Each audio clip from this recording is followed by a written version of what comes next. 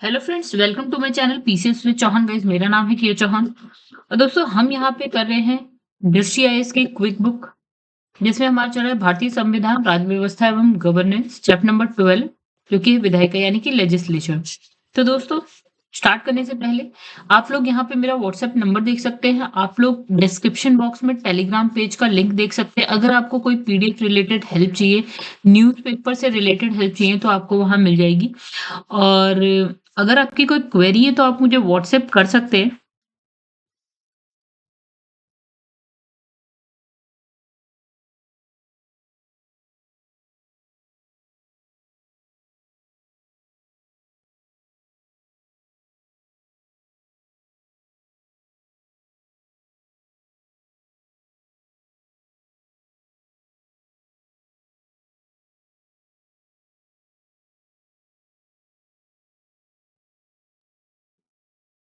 तो गाइस, ये है हमारा चैप्टर चैप्टर नंबर 12, जो कि है विधायिका। चलिए थोड़ा सा जूम करते हैं हम लोग। तो दोस्तों, ध्यान से अगर आप पढ़ेंगे ना तो चीजें आपको बहुत आसान लगने लगेगी। पॉलिटी आपको बहुत आसान सब्जेक्ट लगने लगेगा। तो दोस्तों, एक और चीज, अगर आप लोग जो है ना घटना चक्र की वीडियोस करना चाहते हैं, देखिए प्री के लिए अगर मैं कहूँ तो घटना चक्र अपने आप में सफिशिएंट है, आपको इससे ज्यादा नहीं करना है, प्री आपका निकल जाएगा। तो अगर आप लोग घटना चक्र की वीडियोस देखना चाहते हैं तो आप चैनल की प्लेलिस्ट में जाइए, वहां पे आपको घटना चक्र की सारी वीडियोस मिल जाएंगी। दूसरी चीज, अगर कोई अगर मैं कहूँ कि अगर आप किसी भी सब्जेक्ट की सिर्फ एक बुक खरीद के उस पे कमांड बनाना चाहते हैं, तो मुझे लगता है कि दृष्टि आईएएस की जो ये क्विक बुक है, जिससे मैं ये पढ़ा रही हूँ, तो मुझे लगता है ये बेस्ट बुक है। ठीक है, इसकी लिंक जो है डिस्क्रिप्शन में मिल जाएगी, अगर आप लोग को बाय करना हो तो। ठीक है, यहाँ मैं कोई प्रमोशन नहीं करी, देखिए गाइस, जो मुझे लगता है सही वो मैं बोलती हूँ। लाइक मैं घटना चक्र की बात कर रही हूँ तो मुझे लगता है बेस्ट बुक है। इनफैक्ट यूपी पीसीएस की तैयारी आप कर रहे हैं, आरओ आरओ यूपी से रिलेटेड कोई एग्जाम है या बिहार से रिलेटेड, तो मुझे लगता है घटना चक्र आप लोग को पढ़ना चाहिए। ठीक है, इसलिए मैं बता रही हूँ, ऐसा कुछ मेरा वो नहीं है। और क्विक बुक अपने आप में सफिशिएंट है, मुझे ऐसा लगता है। बाकी आप लोग की अपनी राय हो सकती है, लेकिन मुझे लगता है कि ये बेहतरीन बुक है। चलिए फिर अब ना बातें खत्म करते हैं, हम बात करते हैं विधायिका यानी कि लेजिस्लेचर की। देखिए, इसकी गारंटी मैं ले सकती हूँ कि अगर आप मेरे सारे लेक्चर्स देख लें तो आप पॉलिटी में आप लोग को दिक्कत नहीं होगी। ठीक है, तो यहाँ देखिए लिखा है विधायिका। ठीक है, विधायिका में देखिए क्या होता है ना, हम भारत की अगर बात करें तो हमारा एक पूरा भारत है। ठीक है, ठीक है, जैसा भी बनाएगा इस अपना है ना। और उसके अंदर बहुत सारे राज्य हैं। ठीक है, जो भी, तो भारत, अगर हम पूरे भारत की बात करते हैं तो हम संघ की बात करते हैं, और जब हम राज्यों की बात करते हैं तो हम राज्यों की बात करते हैं। यानी कि विधायिका जो है ना, संघ में भी है, विधायिका राज्यों में भी है। जितने ये राज्य हैं इसमें भी विधायिका आपको लेजिस्लेचर मिलेगा, और संघ यानी कि पूरे भारत का एक अपना लेजिस्लेचर यानी कि विधायिका मिलेगी आपको। समझिए, अगर हम संघीय विधायिका की बात करते हैं तो उसको हम बोलते हैं संसद। नॉर्मली आप लोग जानते होंगे। राज्य विधायिका की बात करते हो, यही है हमारा राज्य विधानमंडल। ठीक है, तो संसद में कौन कौन से आते हैं गाइस? देखिए, संसद के 3 अंग होते हैं। एक होता है आपका उच्च सदन, जो कि हमारे यहाँ है राज्यसभा। एक होता है निम्न सदन, जो कि हमारे यहाँ है लोकसभा। और एक होता है राष्ट्रपति। यानी कि हमारे संसद के 3 अंग हैं, राष्ट्रपति, राज्यसभा, लोकसभा। राइट? ठीक है, नॉर्मली मैं राज्यसभा ऐसे लिखूंगी हर जगह, और लोकसभा इस तरह से। प्रेसिडेंट, राष्ट्रपति को मैं कई जगह सिर्फ पी लिखती हूँ, प्रेसिडेंट यानी समझाते टाइम। ठीक है, अब देखिए यहाँ पे दूसरा है हमारे पास राज्य की विधान मंडल। देखिए गाइस, हमने जब प्रेसिडेंट और राज्यपाल पढ़ा था तो आपने देखा होगा, जो पोस्ट राष्ट्रपति की संघ में होती है वही राज्यपाल की राज्य में होती है। ठीक है, तो जैसे यहाँ पे है, फिर उच्च सदन में यहाँ होता है राज्यसभा। यहाँ पे उच्च सदन, देखिए जो उच्च सदन है ना, विधान परिषद होता है ना, ये जैसे यहाँ पे राज्यसभा है, यहाँ पे विधान परिषद। अब एक चीज है, देखिए, जो विधान, इसे उच्च सदन, अगर द्विसदनी व्यवस्था है तो मतलब कि हर राज्य में, अगर भारत में 28 राज्य और 8 केंद्र शासित प्रदेश में से 2 में तो है विधायिका। राइट?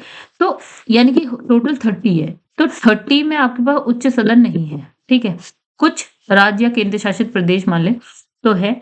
30 के 30 में उच्च सदन नहीं है। ठीक है, जैसे यहाँ पे राज्यसभा, यहाँ 30 के 30 में नहीं है।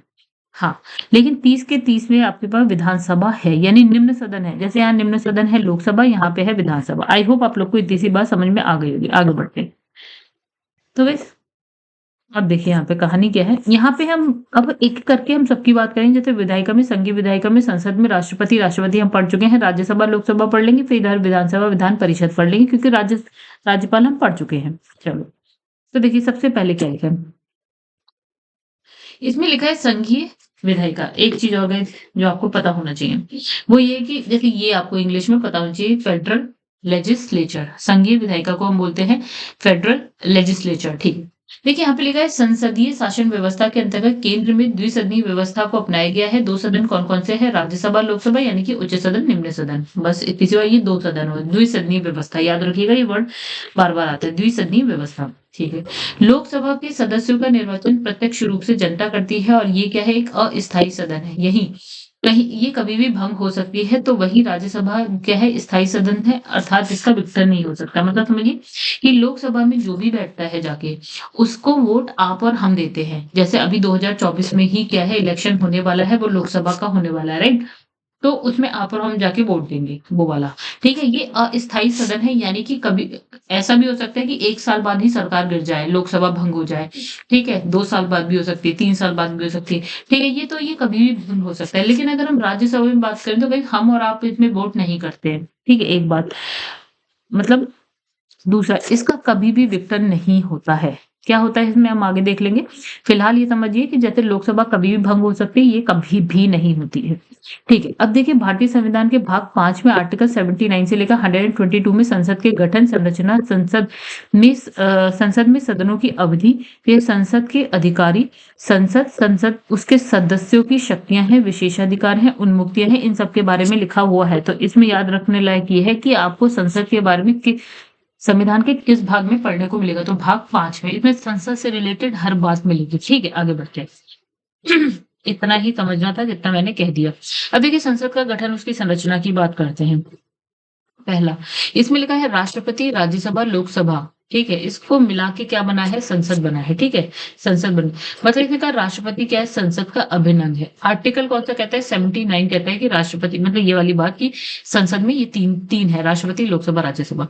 अच्छा, इसमें कहा लोकसभा संपूर्ण भारत के लोगों के प्रतिनिधित्व करती है, तो राज्यसभा केंद्र और केंद्र में राज्य और केंद्र शासित राज्यों का प्रतिनिधित्व करती है। यानी समझिए हमारे पास एक है लोकसभा, इसमें कौन बैठा होता है, वो लोग जिनको आप वोट देकर अपनी तरफ से भेजते हैं। मतलब वो आपका प्रतिनिधित्व करने वाले लोग यहाँ पे बैठे हैं लोकसभा में। अच्छा, राज्यसभा में कौन बैठे हैं, राज्यसभा में आप के जो राज्य हैं, आप जिस राज्य के, तो आपके राज्य का प्रतिनिधित्व करने के लिए यहाँ पे लोग बैठे हैं, कि उत्तर प्रदेश के 80 लोग वहां जाके बैठेंगे, या जितने भी हैं, 80 नहीं है कम है। तो मतलब ये हुआ कि उत्तर प्रदेश से इतने लोग जाके बैठेंगे, या बिहार से इतने बैठेंगे, ठीक है, इस तरह से होगा, ठीक है। वही केंद्र शासित प्रदेश से जाके बैठेंगे इतने लोग, यूनियन टेरिटरीज बोलते हैं, तो इनसे इतने लोग जाके बैठेंगे और अपने राज्य केंद्र शासित प्रदेश का क्या करेंगे, प्रतिनिधित्व करेंगे, ठीक है, रिप्रेजेंट करेंगे अपने राज्य केंद्र शासित प्रदेश को। अच्छा, संसद का जो उच्च सदन यानी कि राज्यसभा में राज्यों का समान प्रतिनिधित्व नहीं है, क्योंकि राज्य का प्रतिनिधित्व उनकी जनसंख्या के आधार पर निर्धारित किया जाता है। मतलब इसने कहा हमारे पास अगर 28 राज्य, हमने कहा कि 28 में से राज्यसभा में हर एक राज्य से 5-5 लोग बैठेंगे, तो ऐसा नहीं है, ठीक है। जैसे हम अगर बात करें सिक्किम की, तो सिक्किम से एक बंदा जाके बैठता है राज्यसभा में। वहीं यूपी से, बिहार से कितने बैठेंगे, ये हम आगे लिस्ट में देख लेंगे इस, मतलब यूपी से ज्यादा बैठेंगे, बिहार से उससे कम बैठेंगे। जैसे जैसे आपका राज्य में लोग हैं, उस हिसाब से यहाँ पे लोग बैठे हैं राज्यसभा में। मतलब समान प्रतिनिधित्व नहीं है कि हर राज्य से, अगर आप यूएसए की बात करते हैं ना दोस्तों, USA, United state of America, तो गाइस वहां पे ना 50 राज्य है टोटल, 50 स्टेट से मिलकर बना है यूनाइटेड स्टेट्स ऑफ अमेरिका। तो हर एक स्टेट से ना 2 जने जाके बैठते हैं वहां की उच्च सदन में, ठीक है। मतलब समान प्रतिनिधित्व, 50 में से 2, मतलब टोटल 100 लोग बैठते हैं, ठीक है। यानी समान प्रतिनिधित्व है, ये नहीं किसी राज्य से ज्यादा किसी से कम, लेकिन भारत में ऐसा नहीं है। यहाँ जनसंख्या के हिसाब से कहानी चल रही है, जिसकी जनसंख्या ज्यादा है उसमें ज्यादा बैठ जा रहे हैं, ठीक है। अब इसने कहा राष्ट्रपति, संसद में किसी भी सदस्य, ठीक है, सॉरी, तो यहाँ लिखा राष्ट्रपति संसद के किसी भी सदन का सदस्य नहीं होता है, ना ही वह संसद में बैठता है, परंतु राष्ट्रपति संसद का अभिन्न अंग होता है। मतलब इसने कहा संसद में 2 सदन होते हैं, राज्यसभा, लोकसभा, तो राष्ट्रपति न राज्यसभा का सदस्य होता है, ना लोकसभा का सदस्य होता है, ठीक है, एक बार। और वो संसद में बैठता भी नहीं है, ठीक है? हाँ, लेकिन ये संसद का क्या है, एक अभिन्न अंग है, राष्ट्रपति। हमने पढ़ा ना, राष्ट्रपति, लोकसभा, राज्यसभा तीनों मिलके संसद बनाते हैं। ऐसा इसलिए है क्योंकि संसद के दोनों सदन यानी कि लोकसभा, राज्यसभा द्वारा जो पारित विधेयक होते हैं ना, जो बिल आते हैं ना, तो उसको जब कानून बनाना है, ठीक है? तब तक नहीं बन सकता जब तक राष्ट्रपति उस पे स्वीकृति ना दे दे। ठीक है, मतलब राष्ट्रपति क्यों अंग है? लेकिन लोकसभा और राज्यसभा है, राज्यसभा लोकसभा में से राष्ट्रपति किसी का अंग नहीं है, लेकिन जब बिल पास होना रहता है तो वो लोकसभा से पास हो गया, राज्यसभा से भी पास हो गया, अब वो प्रेसिडेंट के पास चला गया। जब तक ये सहमति नहीं दे दे तब तक ये बिल एक्ट यानी कि कानून नहीं बनेगा। आगे बढ़ते हैं। अब देखिए, यहाँ पे बात हो रही है राज्यसभा उच्च सदन की संरचना, राज्यसभा की बात करने जा रहे हैं हम लोग। ठीक है, अभी यहाँ पे हमने संसद का गठन देखा था, संरचना देखी थी गाइस, संसद की बात करी थी, अब हम उच्च सदन की बात करने जा रहे हैं यानी कि राज्यसभा। ठीक है, भारतीय संविधान का आर्टिकल 80 राज्यसभा की संरचना का प्रावधान करता है। एक बात, मतलब आपको राज्यसभा के बारे में पढ़ना है तो ये है आर्टिकल 80 में। 80 कहेगा कि राज्यसभा जैसा कुछ होगा, ठीक है? अच्छा, राज्यसभा की अधिकतम इसने बोल दिया संख्या कितनी होगी, यानी कि टोटल सीट्स इसने कहा मैक्सिमम सीट्स कितनी है, 250 है। परंतु जो वर्तमान में कितने लोग बैठे हैं राज्यसभा में, 245 लोग बैठे, यानी कि इतनी सीट्स भरी है और 5 नहीं। ठीक है, अब देखिए इसमें क्या होता है ना कि 12 लोग क्या होते हैं, मनोनीत होते हैं, जिन्हें राष्ट्रपति मनोनीत करता है। यानी वो लोग इलेक्शन के थ्रू नहीं आते हैं। वो लोग कैसे आते हैं?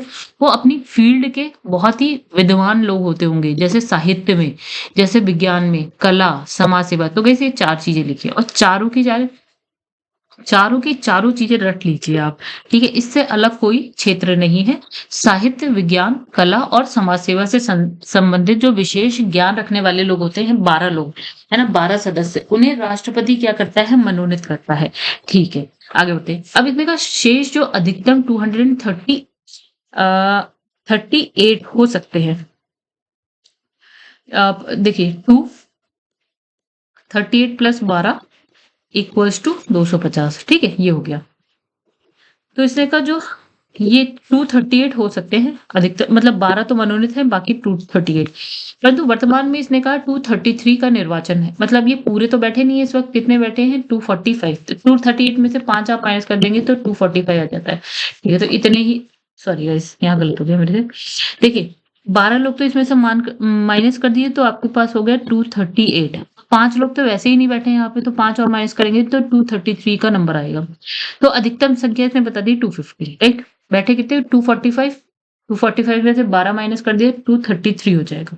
ये देखा, प्रत्येक राज्य से कितने सदस्य होंगे इसका निर्धारण राज्य विशेष की जनसंख्या के आधार पर होगा, यानी कि जिसकी जनसंख्या ज्यादा उतने उसके सदस्य भी ज्यादा, जिसकी जनसंख्या कम उसके सदस्य भी कम। अब देखिएगा, इस वर्तमान समय में अगर हम बात करें तो उत्तर प्रदेश से अगर हम राज्यसभा में सीट्स की बात करें तो 31, यानी सबसे ज्यादा सीट जो है यूपी से है। कितनी है? 31 है, रट लीजिए, क्योंकि आप अगर यूपी के हैं तो। महाराष्ट्र से है 19, तमिलनाडु है 18, वेस्ट बंगाल है 16, बिहार है 16। तो ज्यादा से ज्यादा आप लोग को कौन कौन से याद रखने गए? अगर आप बिहार के हैं तो अपना जरूर याद रखिएगा, अगर आप यूपी से हैं तो याद रखिएगा। महाराष्ट्र वाले भी याद, महाराष्ट्र वाले तो नहीं होंगे, लेकिन आप कुछ स्टेट्स हैं जो बहुत इंपॉर्टेंट हो जाते हैं, वो याद कर लीजिएगा। अच्छा, अब बात करेंगे राज्यसभा में जो सदस्य होते हैं, यानी उच्च सदन की हम यहाँ बात करें, उनके निर्वाचन की बात कर रहे हैं। तो गाइस, इसका निर्वाचन ना आप और हम वोट देके नहीं करते हैं। एक बात समझिए, लोकसभा में आप और हम ही करेंगे। अभी 2024 का जो चलेगा उसमें आप जाएंगे वोट करने, हम भी जाएंगे, लेकिन राज्यसभा में ऐसा नहीं होता। राज्यसभा के सदस्यों का निर्वाचन जो है ना, देखिए अब रट लीजिए एक चीज, यही हमने राष्ट्रपति में भी पढ़ा था, ठीक, यही हमने उपराष्ट्रपति में भी पढ़ा था, यही हम राज्यसभा में भी पढ़े हैं। ठीक है, तो राज्यसभा के सदस्यों का निर्वाचन आनुपातिक प्रतिनिधित्व प्रणाली द्वारा एकल संक्रमणीय मत के आधार पर होता है, जिसका वर्णन आपको कहाँ मिलेगा, किस अधिनियम में मिलेगा? ये लोक प्रतिनिधित्व अधिनियम 1951 में मिलेगा। तो अब इसमें क्या क्या याद रखना है आपको? एक तो आपको ये रखना है कि किस तरह से निर्वाचन हो रहा है, एक। दूसरा, आपको ये अधिनियम याद रखना होगा कि किस कानून में ऐसा लिखा है, कहाँ लिखा है। लोक प्रतिनिधित्व अधिनियम 1951 में इसके बारे में लिखा है, याद कर लीजिए, रट लीजिए। आगे बढ़ते हैं। अब देखिए, यहाँ लिखा है कि भारतीय संविधान के आर्टिकल 80(4) के अनुसार राज्य विधानमंडल यानी कि विधानसभा के निर्वाचित सदस्यों द्वारा राज्यसभा के सदस्यों का निर्वाचन किया जाता है। जब हम लोग, ठीक है गाइस, अब समझिए, राज्यसभा में जो सदस्य आते हैं उनका निर्वाचन कौन कर रहा है? तो राज्यसभा किसका प्रतिनिधित्व करती है? राज्यों का, ठीक है। मतलब राज्यों का प्रतिनिधित्व या फिर हम कह सकते हैं यूनियन टेरिटरी केंद्र शासित प्रदेश से अगर है तो उनका प्रतिनिधित्व करेंगे, ठीक है? तो जो राज्यों में विधानसभा होती है ना गाइस, उसमें 2 टाइप के लोग होते हैं, सदस्य होते हैं। एक होते हैं निर्वाचित, एक होते हैं मनोनीत। तो गाइस जब वोट होता है ना राज्यसभा में कौन जाके बैठेगा उत्तर प्रदेश से या कौन जाके बैठेगा बिहार से, तो उसका चुनाव कौन करता है? सिर्फ और सिर्फ विधानसभा के निर्वाचित सदस्य ही करते हैं। ये लिखा देखिए, इसने कहा विधानसभा के निर्वाचित सदस्यों के द्वारा राज्यसभा के सदस्य का निर्वाचन होता है, ठीक है? यानी कि विधानसभा के जो निर्वाचित सदस्य हैं वो निर्वाचन करेंगे किसका, कि हमारे राज्य से कौन जाके बैठेगा राज्यसभा में, ठीक है? अब देखिए राज्यसभा के सदस्यों के लिए क्वालिफिकेशन क्या होनी चाहिए? पहला कि वो देखिए आर्टिकल 84 में लिखा है ये बात, क्वालिफिकेशन वाली बात, अर्हता वाली बात, ठीक है? पहला कि वो जो भारत का नागरिक होना चाहिए, तो ये तो सभी के लिए है, ठीक है? दूसरा इसने कहा वो 30 साल एटलीस्ट 30 साल पूरा कर चुका, 30 30 31 32 33 मतलब 30 एटलीस्ट 30 साल का हो। वो किसी भी लाभ के पद पर ना हो, मंत्री हो सकता है, वैसे वो किसी लाभ के पद पर नहीं, ठीक है? वो विकृत मस्तिष्क का ना हो, मतलब ठीक हो मानसिक रूप से, ठीक है? ठीक है, उसके बाद गाइस आगे बढ़ते हैं। ये लिखा है, यदि संसद विधि द्वारा कुछ और अर्हताएं निर्धारित करे तो ये जरूरी है कि उम्मीदवार उसे भी धारण करे। मतलब संसद क्वालिफिकेशंस को और बढ़ा सकती है कि ये भी क्वालिफिकेशन होनी चाहिए, ठीक है? अभी फिलहाल जितनी है उतनी हमने बात कर ली है। अब गाइस बात करेंगे यहाँ पे राज्यसभा के सदस्यों के कार्यकाल की, ठीक है? तो यहाँ लिखा है ये क्या है, एक स्थायी सदन है, मतलब ये हमने कहा ना राज्यसभा कभी भंग नहीं होती है, ठीक है? राज्यसभा का कभी भी विघटन नहीं होता है, ठीक है? राज्यसभा के सदस्यों का कार्यकाल क्या होता है? निश्चित होता है, यानी 6 साल। अगर आप राज्यसभा में एमपी बन के मेंबर ऑफ पार्लियामेंट बन के चले गए हैं तो आप एटलीस्ट 6 साल तक आप रहेंगे, ठीक है? मतलब एटलीस्ट नहीं, आप 6 साल तक रहेंगे। अच्छा, अब इसमें क्या होता है, अब देखिए अगर अभी मान लेते हैं 245 लोग चले गए और वो अगले 6 साल तक रहेंगे, तो 6 साल बाद पूरी राज्यसभा खाली हो जाएगी, ऐसा नहीं है, ठीक है? अब क्या होता है ना गाइस, स्टार्टिंग से कि हर 2 साल में ना राज्यसभा के 1/3 लोगों को क्या होता है, रिटायर कर दिया, सेवानिवृत्त कर दिया जाता है, ठीक है? और उसकी जगह 1/3 लोग आ जाते हैं, ये होता है। मतलब हर 2 साल बाद 1/3 लोग जाते हैं, 33% लोग चले जाते हैं और नए आ जाते हैं। फिर उसके देखिए इस तरह से आप देखेंगे ना, अभी जैसे चल रहा है, सपोज़ हम कह रहे हैं 2000 चल रहा है, सन 2000, ठीक है? तो 2000 में 33% लोग गए और 33% आ गए, ठीक है? अब जो 1999 में आए थे, वो 2001 में जाएँगे 2 साल बाद। मतलब यहाँ पे भी कुछ आए थे तो 2001 में फिर 33% आएँगे, 33% जाएँगे, फिर 2002 में भी जाएँगे 33%, मतलब हर साल क्या, हर वैसे तो हर 2 साल पे जाते हैं, ठीक है? अब देखिए आगे बढ़िए, सॉरी हर 2 साल पे जाएँगे, ठीक है गाइस? 33% जाएँगे तो हर साल नहीं, हर 2 साल पे। अब देखिए यहाँ पे लिखा है राज्यसभा की पदाधिकारी। देखिए, राज्यसभा में 2 पदाधिकारी होते हैं, याद रखिएगा, बहुत इंपॉर्टेंट सी बात है। देखिए, जैसे लोकसभा में होता है, वैसे यहाँ पे देखिए, यहाँ पे होता है एक सभापति होता है, एक होता है हमारे पास उपसभापति, राइट? तो भारत का उपराष्ट्रपति की अगर हम बात करें ना, गाइस वही होता है, क्या होता है, राज्यसभा का सभापति। देखिए, जब हम राष्ट्रपति पढ़ते हैं तो हमने राष्ट्रपति प्रेसिडेंट भी पढ़ा, हमने वाइस प्रेसिडेंट भी पढ़ा, ठीक है? वाइस प्रेसिडेंट ही क्या होता है, राज्यसभा का सभापति होता है। ये सारी चीजें हमने उपराष्ट्रपति के टाइम में पढ़ी थी। अब इसमें ना गौरतलब है कि उपराष्ट्रपति राज्यसभा का सदस्य नहीं होता है, ठीक है? ये हम जानते हैं, हमने पढ़ा था। अच्छा, राज्यसभा सदस्यों द्वारा उसकी सदन के किसी व्यक्ति को उपराष्ट्रपति हेतु निर्वाचित कर दिया जाता है। देखिए क्या इसने कहा कि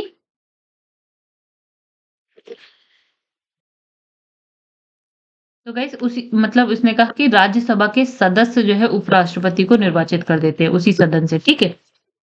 चलो, वो अब ये है कि वो राज्यसभा का सदस्य नहीं है, ठीक है? अब देखिए राज्यसभा के सभापति और उपसभापति को भारत वेतन कहाँ से मिलता है? तो भारत की संचित निधि होती है, वहाँ से मिलता है। यानी कि इस पर भी किसी का दबाव नहीं होगा वेतन के लिए, किसी भी चीज़ के लिए। अच्छा, जो राज्यसभा का सभापति यानी कि जो उपराष्ट्रपति होता है, उसको हटाने के लिए ना गाइस राज्यसभा में प्रस्ताव पारित होगा। लेकिन आपको उस जो ये राज्यसभा का सभापति उसे ना 14 दिन पहले ही सूचना देनी पड़ेगी कि हम आपको हटाने के लिए प्रस्ताव ला रहे हैं। ठीक है, और ये राज्यसभा में प्रस्ताव पास किया जाता है, ये बात समझिए। ठीक है, आगे बढ़ते हैं। अब यदि उपराष्ट्रपति स्वयं चाहे तो राष्ट्रपति को अपना त्यागपत्र दे सकता है, यानी कि अगर वो चाहे त्यागपत्र देना तो वो किसको देगा, वो राष्ट्रपति को देगा। तो ये एक इंपॉर्टेंट सा क्वेश्चन बन गया है, आपको पता होना चाहिए। उपराष्ट्रपति को निम्न आधारों पर पद मुक्त किया जा सकता है, यानी कि पद से हटाया जा सकता है। पहला, कि राज्यसभा की सदस्यता की अवधि समाप्ति पर, मतलब अगर जो सदस्यता है उसकी जो अवधि है वो समाप्त हो जाए। फिर इसने कहा सभापति को अपना त्यागपत्र, मतलब जो सभापति सॉरी गाइस, फिर से हम यहाँ पे बात कर रहे हैं उपराष्ट्रपति का पद कब खाली हो जाता है, जब ये क्या करे ना, इसकी जब सदस्यता खत्म हो जाएगी तब, राज्यसभा की सदस्यता इसकी खत्म हो जाएगी तब, या ये जाके सभापति को अपना त्यागपत्र दे दे, या फिर राज्यसभा के समस्त सदस्यों के बहुमत से एक संकल्प पारित होता है। 14 दिन पहले उसकी सूचना दे दी जाती है कि भैया हमें आप पसंद नहीं आ रहे या आप सही से काम नहीं कर रहे हैं, तो हम आपको हटाने की प्रक्रिया चलेगी, और बहुमत से अगर वो जो संकल्प है वो पारित हो जाता है तो आपका उपसभापति हट जाएगा।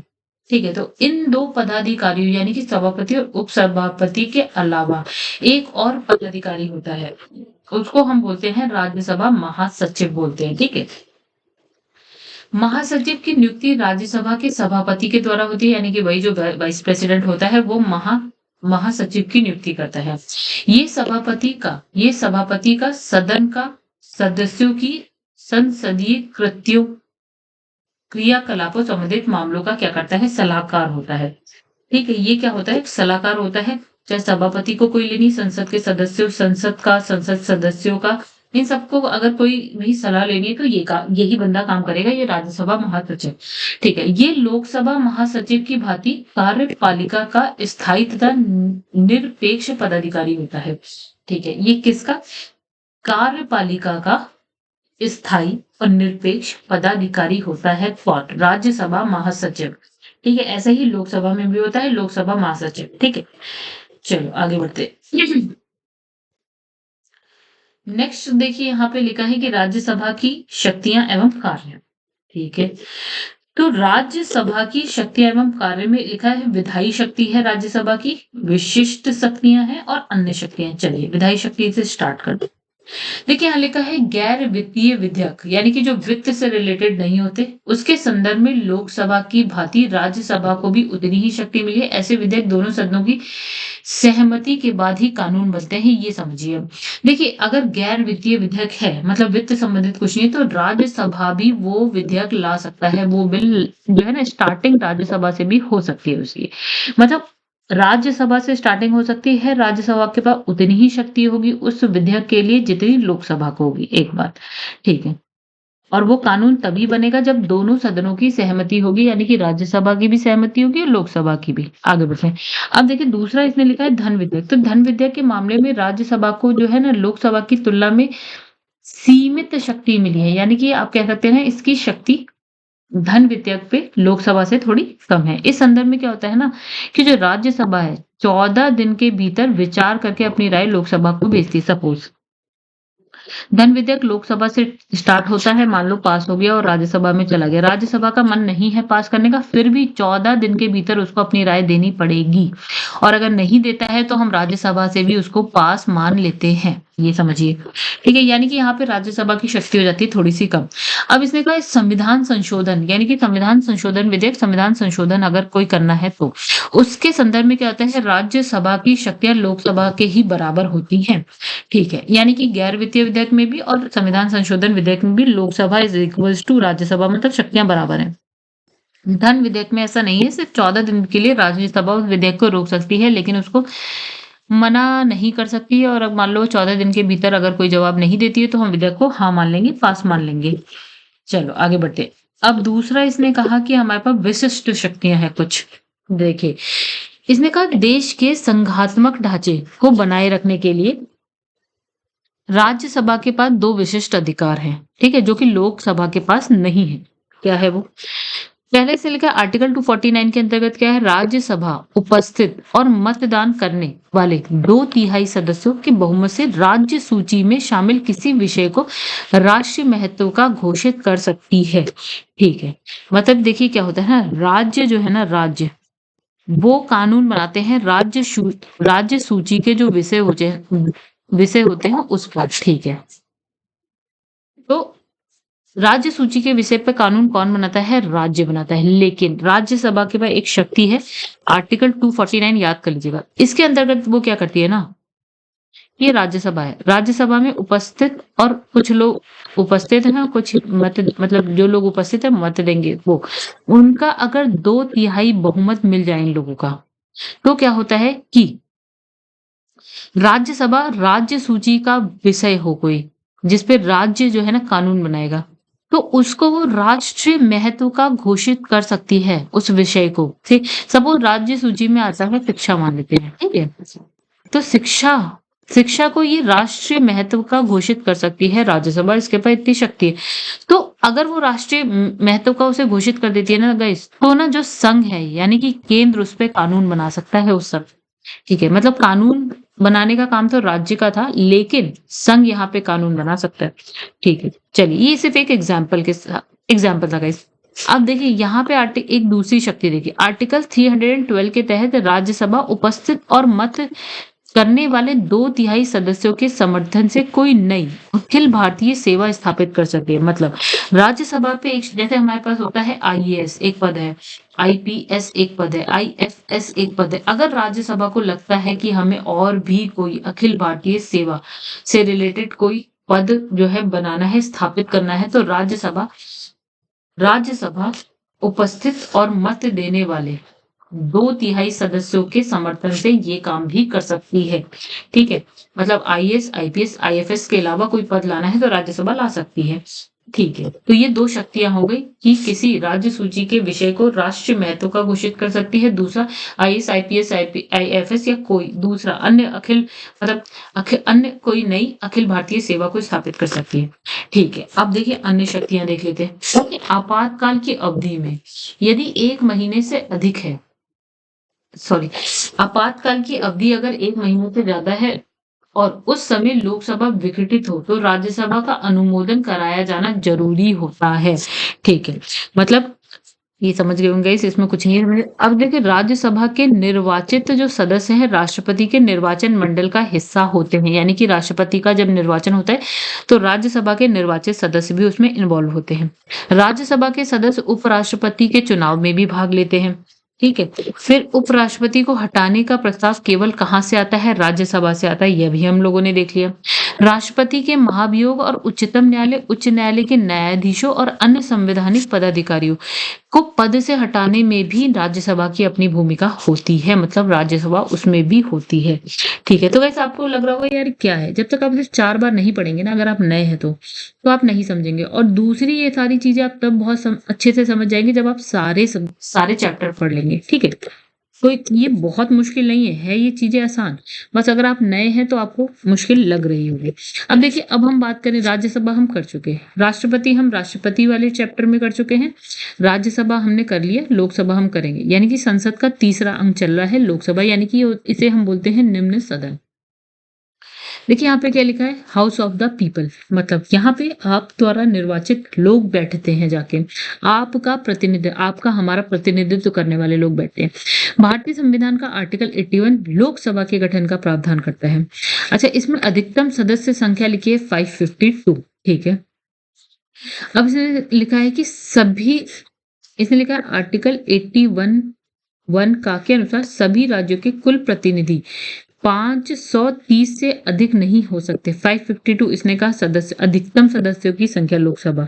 ठीक है, 552 रट लीजिए, तो इसने कहा टोटल मिला के 530, सारे राज्यों को अगर मिला दे तो कितने प्रतिनिधित्व आने चाहिए, 530, उससे ज्यादा नहीं। ठीक है, अब इसने कहा कि संघ राज्य क्षेत्रों के प्रतिनिधि 20 से अधिक नहीं होने चाहिए, यानी कि 530 तो हो गए जो राज्यों से आ जाएंगे, 20 जो हो गए यूनियन टेरिटरीज से आ जाएंगे, यानी कि केंद्र शासित प्रदेश जैसे दिल्ली, आपके ये चंडीगढ़, दादरा नगर हवेली, दमन दीव, लक्षद्वीप, अंडमान निकोबार, ये सारे हो गए, और प्लस बचे 2। ठीक है, इसकी भी कहानी देख लेते हैं।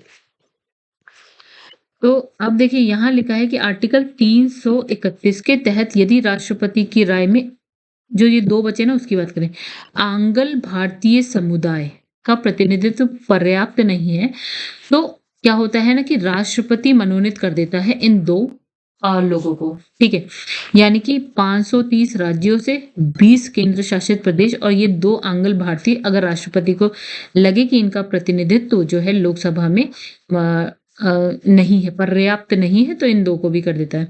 अब लेकिन अब कहानी आती है नई बात कि अभी क्या हुआ था, 2019 में कहानी चली थी, 104वां संविधान संशोधन अधिनियम आता है 2019, ठीक है?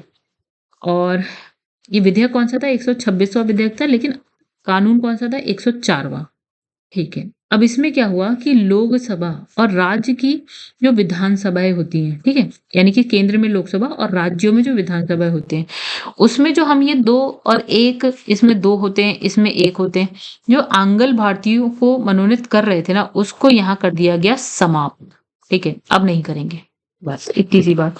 आगे बढ़ते हैं। अब लिखा है लोकसभा के सदस्यों का चुनाव। देखिए लोकसभा के सदस्यों का चुनाव प्रादेशिक प्रतिनिधित्व प्रणाली के आधार पर एकल निर्वाचन क्षेत्र में जनता द्वारा प्रत्यक्ष निर्वाचन से होता है। समझिए, इनका जो चुनाव होता है वो प्रत्यक्ष निर्वाचन से होता है, जनता के द्वारा। लोकसभा का चुनाव वह सदस्य जीतता है जो अपने विपक्ष के उम्मीदवारों से अधिक मत प्राप्त करता है, अर्थात इस चुनाव प्रणाली को क्या बोलते हैं हम देखिए। मतलब सपोज इसमें 2 बंदे खड़े हैं, ठीक है? और 100 लोग वोट करने वाले हैं, तो एक बंदे को मिल गए 60 वोट, एक को मिल गए 40, तो जीत कौन गया? हमारा अपना ये जीत गया, ठीक है? बस कहानी थी। और इसको हम बोलते हैं first past the post system, मतलब सर्वाधिक मत प्राप्त व्यक्ति की विजय। जिसको सबसे ज्यादा वोट मिल जाएंगे वो जीत जाएगा। आगे अब देखिए लोकसभा के सदस्यों का निर्वाचन सार्वभौमिक वयस्क मताधिकार 18 वर्ष के आधार पर गुप्त मतदान द्वारा होता है, जिसमें प्रत्येक व्यक्ति मत का मूल्य दूसरे व्यक्ति के मत के मूल्य के बराबर होता है। मतलब देखिए इसने कहा सार्वभौमिक वयस्क मताधिकार, मतलब अगर आप 18 साल और 18 साल से ज्यादा के हैं, आप जाइए वोट दे के आ जाइए, है ना? आप वोट दे सकते हैं। जो आपके वोट का मूल्य है वही मूल्य, सपोज कि हमारे प्रेसिडेंट है, उनके बेटे का भी मत का मूल्य वही होगा, यानी कि सबका बराबर, कोई अमीर गरीब ऊंच नीच कुछ नहीं, सब बराबर, ठीक है? अब इसने कहा कि लोकसभा के सदस्यों की क्वालिफिकेशन अर्हताएं की बात करते हैं। पहला, भारत का नागरिक होना चाहिए, मानसिक रूप से विकृत नहीं होना चाहिए, कम से कम 25 साल का वो होना चाहिए। गाइस यहाँ पे एक चीज देखिए, राज्यसभा में हमने पढ़ा था तो हमने कहा था कम से कम वो 30 साल का होना चाहिए और ज्यादा से ज्यादा आगे बढ़ सकता है, लेकिन लोकसभा के लिए वो ये कितना साल माना जा रहा है? 25 साल। तो गाइस यहाँ पे देखिए ना, यहाँ पे 30 साल के लोग हैं, ठीक है? या उससे ज्यादा के, तो इसे हम बोलते हैं ना, एक और चीज बोलते हैं, हम इसे बोलते हैं वरिष्ठों का सदन भी बोलते हैं, ठीक है? हालांकि 5 ही साल का अंतर है, लेकिन फिर भी बोल दिया। देखिए भारत सरकार और राज्य सरकार के अधीन किसी लाभ के पद पे नहीं होना चाहिए। अब देखिए लोकसभा की अवधि, तो गाइस ओहो, हाँ, तो देखिए इंग्लैंड के हाउस ऑफ कॉमन, देखिए हाउस ऑफ कॉमन जैसे इंग्लैंड में होता है वैसे हमारे यहाँ लोकसभा होता है, ठीक है? तो इंग्लैंड के हाउस ऑफ कॉमन की तरह लोकसभा की अवधि कितने साल की है? 5 साल की। राज्यसभा की गाइस हमने कितनी पढ़ी थी अभी? 6 साल, और हर 2 साल में 1/3 सदस्य निकलते हैं, ठीक है? ये पढ़ा था। यहाँ पे अवधि कितनी है? 5 साल की होती है। इस अवधि की गणना नवगठित लोकसभा के प्रथम अधिवेशन, यानी जो पहली मीटिंग होती है उससे हम 5 साल काउंट कर लेते हैं। मतलब जैसे लोकसभा का चुनाव हो गया, पहली मीटिंग जैसी चली लोकसभा की, वहां से अगले 5 साल तक रहेगी, ठीक है?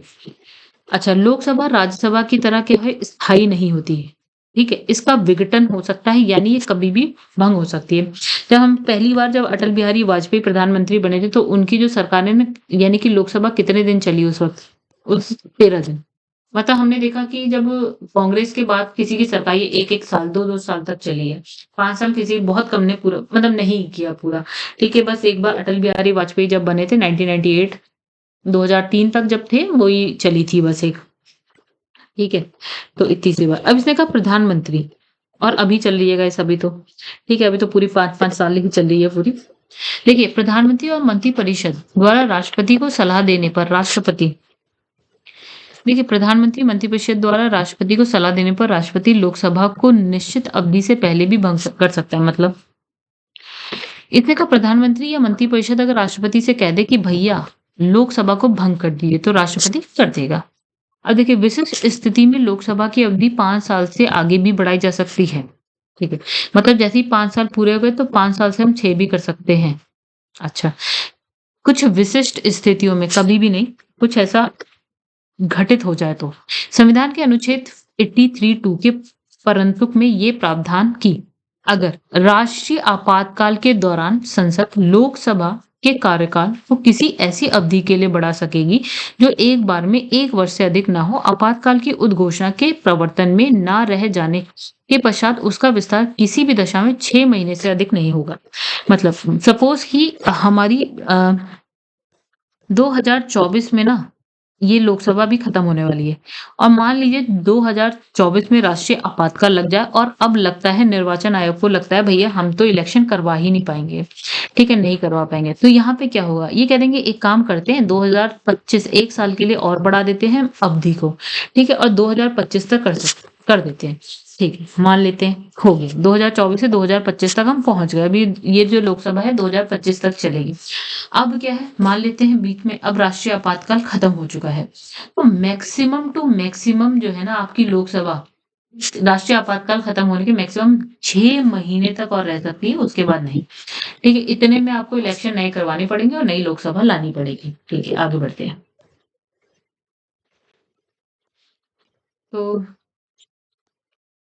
लिखा है ऐसा कितनी बार किया जा सकता है कि एक एक साल के लिए बढ़ाने वाली कहानी कब तक हो सकती है, तो इस पर संविधान मौन है, मतलब संविधान में ऐसा कुछ नहीं लिखा। संसद जितनी बार चाहे कार्यकाल को आगे बढ़ा सकती है, बस शर्त ये है कि आपातकाल की उद्घोषणा प्रवर्तन में हो, यानी कि आपातकाल चल रहा हो तो एक एक साल के लिए आगे बढ़ा सकती है, ठीक है। ऐसा कुछ नहीं लिखा है कि 1 साल के लिए ही बढ़ा सकती है फिर उसके बाद बढ़ा सकती है, नहीं बढ़ा सकती, ऐसा कुछ नहीं लिखा है, ठीक है। अब देखिए यहाँ पे क्या लिखा है, 42वां संविधान संशोधन होता है 1976, उसके द्वारा क्या है लोकसभा की अवधि जो है 5 से 6 बढ़ाकर 6 वर्ष कर दी गई थी, ठीक है, ठीक है। 19 देखिए उस वक्त आपातकाल लगा हुआ था, ठीक है, जैसे 1971 में लगा था तो 1975 तक चला, ठीक है, तो 1975 में फिर से आपातकाल लग गया, तो यहाँ पे 1976 में 42वां संविधान संशोधन होता है और कह दिया जाता है भैया यहाँ पे ना जो 5 साल में खत्म होने वाली थी कहानी वो एक और साल बढ़ा दी जो 6 साल हो गई थी। फिर यहाँ पे 44वां संविधान संशोधन आता है 1978, देखिए यहाँ पे ना कांग्रेस की सरकार थी, ठीक है, और यहाँ पे फिर सरकार गिर जाती है कांग्रेस की, तो इस अधिनियम में क्या होता है ना 44वें संविधान संशोधन, इसके माध्यम से जो आर्टिकल 82(2) है उसमें संशोधन करके लोकसभा की अवधि को क्या कर दिया गया, 5 साल कर दिया गया, ठीक है। 42वें संविधान संशोधन में 6 साल कर दिया था, फिर वापस से हमने क्या कर दिया 5 साल कर दिया, ठीक है। हम देखें तो यहाँ पे 6 साल हुआ था, राज्यसभा भी 6 साल की हो गई थी, राज्यसभा अभी भी 6 साल ही चल रही है लेकिन लोकसभा 5 साल की हो गई, ठीक है, आगे बढ़ते हैं।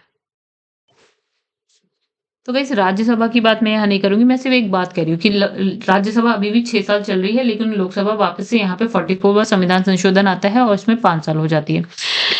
तो गाइस यहाँ पे देखिए अब कहानी ये है कि संसद सदस्यों के पद रिक्त होना, यदि कोई संसद सदस्य 60 देखिए संसद का सदस्य कब सदस्य नहीं होगा, उसके पद कब रिक्त हो सकता है, ये भी हो सकता है। अगर संसद का सदस्य ना 60 दिन तक जो है सदन की अनुमति के बिना सभी बैठकों में एब्सेंट हो जाए, अनुपस्थित हो जाए, 60 दिन तक वो किसी बैठक में ना आए, तो सदन द्वारा उसके स्थान को रिक्त घोषित कर दिया जाएगा, कहा जाएगा भैया अब आप घर पे ही रहो, अब जो एमपी नहीं रहे, यानी मेंबर ऑफ पार्लियामेंट नहीं रहे, या इसने लिखा कोई व्यक्ति एक ही समय संसद या राज्य का जो विधानमंडल है उसके किसी भी सदन का सदस्य नहीं हो सकता। मतलब ये कह सकते हैं कि सपोज कि वो विधानसभा है, यूपी की विधानसभा में है का सदस्य है और वो अब क्या बन गया, एमपी बन गया है ना, लोकसभा में आ गया, तो एक ही समय वो ये भी नहीं, ये दोनों पद एक साथ इसके नहीं हो सकते, ठीक है। तो अगर कोई व्यक्ति निर्वाचित होता है तो उसे 14 दिन के अंदर अपना राज्य का जो विधानमंडल यानी कि जो हमने कहा यूपी के विधानसभा की सीट है उसे खाली करनी पड़ेगी, अन्यथा जो है वो संसद में उसकी जो सदस्यता, ये वाली सदस्यता उसकी क्या हो जाएगी, समाप्त हो जाएगी, ठीक है, मतलब एक पद उसको छोड़ना पड़ जाएगा, ठीक है, आगे बढ़ते हैं। अब इसमें लोकसभा में पदाधिकारी की बात करते हैं। देखिए भारतीय संविधान के आर्टिकल 93 से लेकर 97 तक लोकसभा अध्यक्ष और उपाध्यक्ष से संबंधित प्रावधान किए गए। राज्यसभा में हमने क्या पढ़ा था, सभापति पढ़ा था और क्या पढ़ा था दूसरा, उपसभापति पढ़ा था, ठीक है, उपसभापति पढ़ा था। और सभापति कौन होता है, वाइस प्रेसिडेंट यानी कि उपराष्ट्रपति, ये हमने राज्यसभा में पढ़ा था। अब यहाँ पे कौन होता है, लोकसभा में एक होता है अध्यक्ष, एक होता है उपाध्यक्ष, ठीक है, सभापति, उपसभापति और यहाँ पे अध्यक्ष उपाध्यक्ष, ठीक है। तो इन दोनों के अतिरिक्त एक पैनल भी नियुक्त किया जाता है जो इन पदाधिकारियों के कर्तव्यों का क्या करता है, निष्पादन करता है, ठीक है। अब हम पढ़ेंगे अध्यक्ष उपाध्यक्ष की बात, जो हम इंग्लिश में हम नॉर्मली जानते हैं। अध्यक्ष उपाध्यक्ष तो कौन ही बोलता है, जैसे हम बोलते हैं स्पीकर, लोकसभा स्पीकर आपने सुना होगा, डेप्यूटी स्पीकर, ठीक है। चलो, लोकसभा का अध्यक्ष क्या होता है, लोकसभा का सदस्य होता है, ठीक है। एक बात, इंपॉर्टेंट बात, क्योंकि जो राज्यसभा का सभापति होता है वो जो है राज्यसभा का सदस्य नहीं होता है, ठीक है। ये बात आपने पढ़ी थी, क्योंकि वो उपराष्ट्रपति होता है, राइट। तो वो राज्यसभा का सदस्य होता है, लेकिन लोकसभा का अध्यक्ष तो लोकसभा का ही सदस्य होता है। लोकसभा अध्यक्ष और या उपाध्यक्ष होने के नाते अलग से किसी शपथ की व्यवस्था का प्रावधान नहीं है, वे लोकसभा सदस्य के रूप में ही शपथ लेता है। मतलब अलग से इसको शपथ, जो अध्यक्ष उपाध्यक्ष है उसको अलग से शपथ नहीं दिलाई जाती, क्योंकि वो तो यार जब लोकसभा का सदस्य बनता है, यानी कि अगर लोकसभा का जब सदस्य बनता है तो प्रेसिडेंट ही उसको शपथ दिला देता है स्टार्टिंग में। यदि लोकसभा अध्यक्ष पद रिक्त हो तो उपाध्यक्ष उसकी भूमिका का निर्वहन करता है, यानी कि अगर अध्यक्ष गायब हो जाए किसी वजह से तो उसकी जगह कौन काम करेगा, उपाध्यक्ष। तो लोकसभा के पहले अध्यक्ष यहाँ लिखा है जीवी मावलंकर और पहले उपाध्यक्ष कौन थे, एम अनंत शैनम अयंगर, ठीक है। तो ये आप पहले पहले वाले जो है ना याद रखिएगा।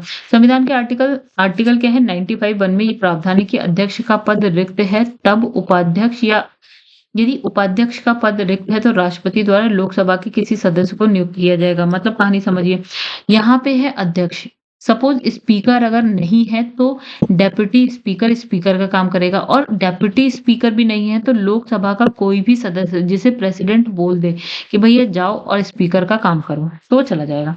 अब लिखा आर्टिकल 90, ये आर्टिकल याद रखने की खास जरूरत नहीं है। अच्छा, 95(2) में प्रावधान है कि अध्यक्ष उपाध्यक्ष की अनुपस्थिति में अध्यक्ष के रूप में वह व्यक्ति कार्य करेगा जो लोकसभा द्वारा इस कार्य हेतु निर्दिष्ट किया जाएगा। वही हमने जो बात करी, राष्ट्रपति बता देगा कि भैया तुम जाओ और काम करो।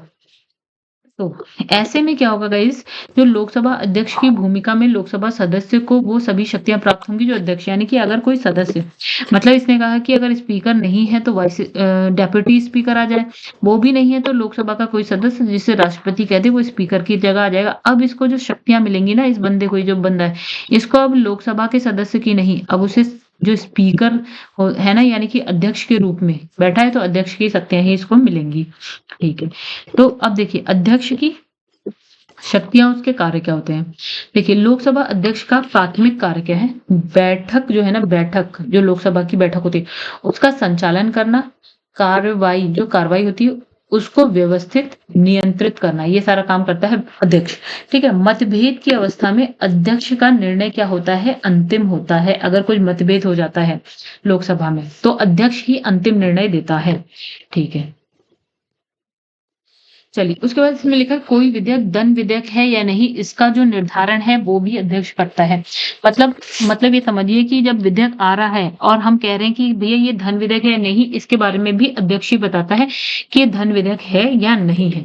लिखा है दोनों सदनों यानी कि लोकसभा राज्यसभा में किसी विधेयक के संदर्भ में गतिरोध अगर हो जाता है, यानी कि दोनों ही सदन किसी विधेयक के लिए हाँ और ना में है, मतलब एक जैसा मत नहीं दे रहे हैं, तो संयुक्त बैठक आती है गाइस, जो जिसे हम बोलते हैं जॉइंट सिटिंग बोलते हैं, ठीक है। तो इसकी अध्यक्षता कौन करता है, लोकसभा का ही अध्यक्ष करता है।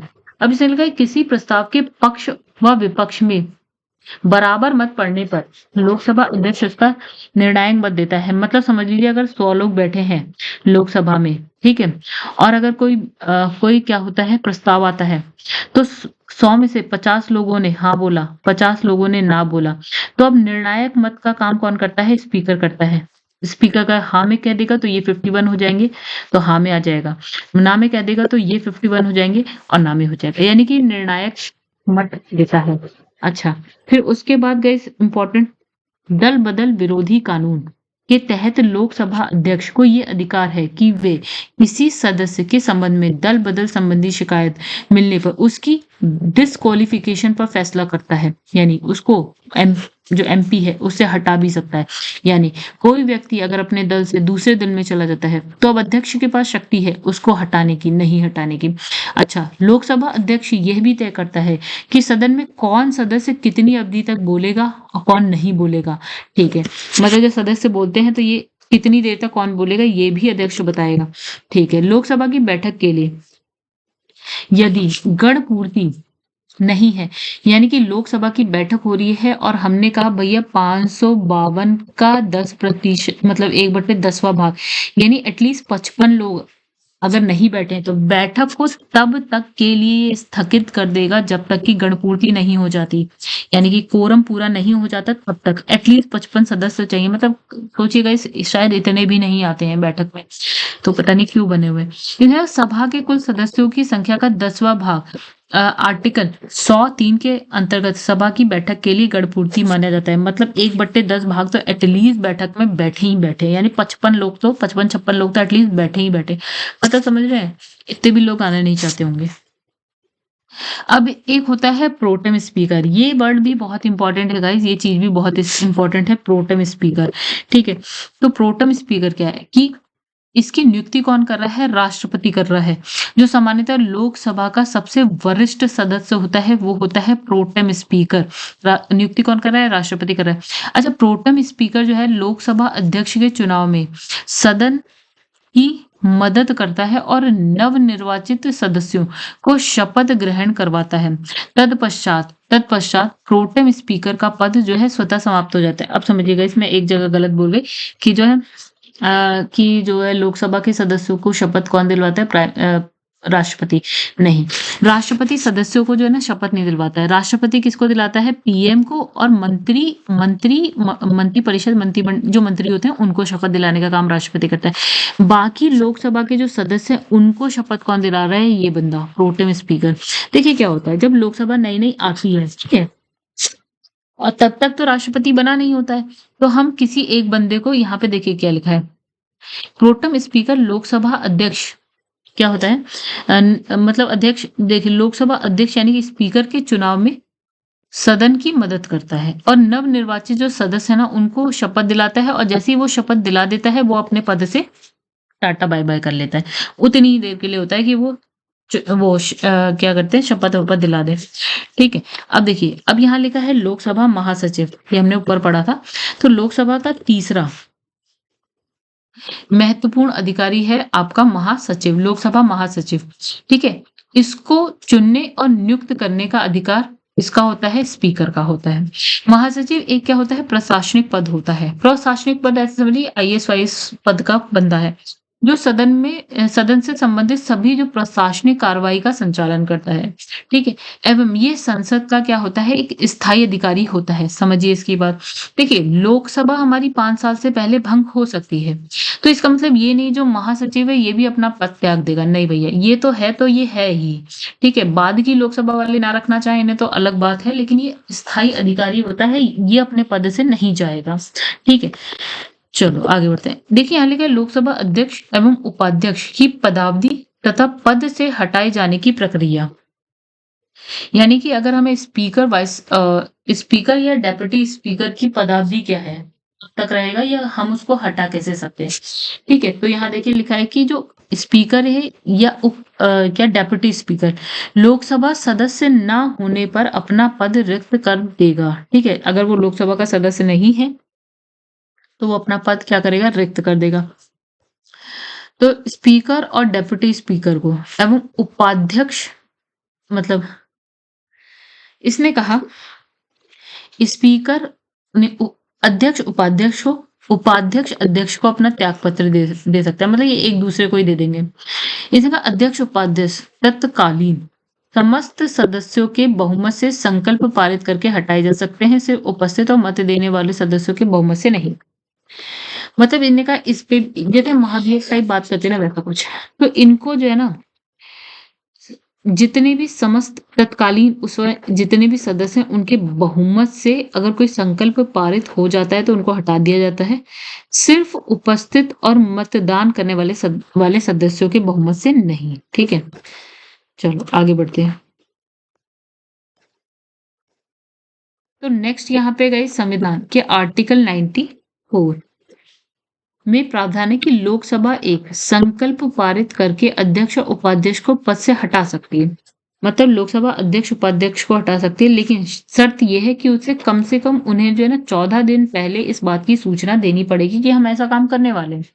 लोकसभा अध्यक्ष को भारत की संचित निधि से पैसा मिलता है। इस संदर्भ में संसद में उस पर मतदान नहीं होता है, ये बात समझिए।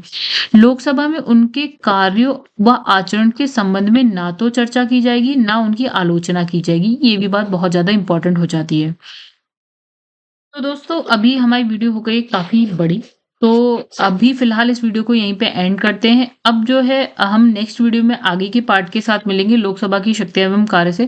तो दोस्तों अगर आप लोग को वीडियो अच्छी लगी हो तो वीडियो को लाइक कर दीजिएगा, चैनल को सब्सक्राइब नहीं किया हो तो कर दीजिएगा, शेयर करेगा अपने दोस्तों को। मैं अगर कोई ये बुक पढ़ना चाहता है तो, और दोस्तों अगर कोई घटना चक्र पढ़ना चाहता है तो वो भी पढ़ सकता है। चैनल की प्लेलिस्ट में जाके शेयर करिएगा अपने दोस्तों को अगर कोई घटना चक्र पढ़ना चाहता है तो। एंड कमेंट में गाइस जरूर बताइएगा कि आप लोगों को मेरा पढ़ाया हुआ कैसा लगता है, एक चीज। दूसरा गाइस, घटना चक्र के लिए हमारे पास बात हो गई है, और टेलीग्राम पेज आप मेरा ज्वाइन कर सकते हैं अगर आपको न्यूज़पेपर रिलेटेड कोई पीडीएफ चाहिए तो, या कोई अदर क्वेरी है तो आप मुझे व्हाट्सएप पे मैसेज कर सकते हैं। तो गाइस चलिए यहाँ पे हम लोग अपनी वीडियो को एंड करते हैं। मिलेंगे आपसे नेक्स्ट वीडियो में, तब तक के लिए धन्यवाद।